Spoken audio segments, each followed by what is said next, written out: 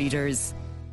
Well, for many, September, it was about the trinity of back to school, the ploughing and the All-Ireland finals. But this year, the All-Irelands were done and dusted in July. And over the past few days, in particular, we've been getting social media reminders of anniversaries of famous All-Ireland wins of years gone by. For example, last Monday, 40 years ago, was the day of Seamus Darby's famous goal to win the All-Ireland for Offaly in 1982. And on September 30th next, in 1928, gone by on the 30th of September, Bill Squires Gannon, captain of the Kildare team, was the first man to lift the Sam Maguire Cup. And two events are happening in the coming weeks which are commemorating both of these events. On the line, I'm joined by Eoghan Corry in Kildare, author of History in Kildare GAA and well-known travel writer. Eoghan, I'll begin with you. Who was Bill Squires Gannon? Good morning, Damien. Well, we are unveiling a statue to this marvellous man tomorrow in Kildare, and tall, gangly, leather football under one arm, statues by Mark Richards, and under the other, very importantly, the Sam Maguire Cup. He was the first man to receive it. Sadly, Kildare have not been back to the podium since, but we won't dwell on that.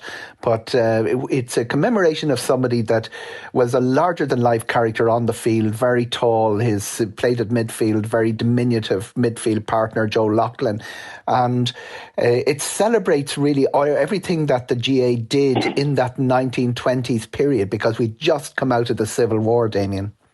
OK, and he was known as a very modest and generous man. Now, he passed away in 1966. I think some of his children are still alive, but he came from a big family and was well known and well liked in the area as well for a big, tough man.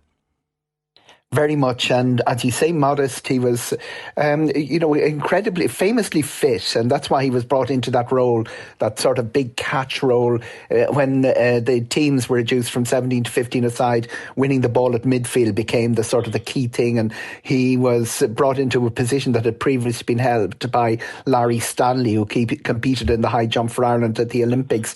Didn't talk much about his career, but he'd managed to dominate that sector of the field. Joe Loughlin, on the wonderful little Pate clip on YouTube, listeners can look up afterwards. There's a clip of Joe Loughlin before the 1926 Ireland having a cigarette before he goes on the field. Just shows you how much times have changed. But that partnership won 2 All-Irelands in a row, 1927 and 1928 for Kildare.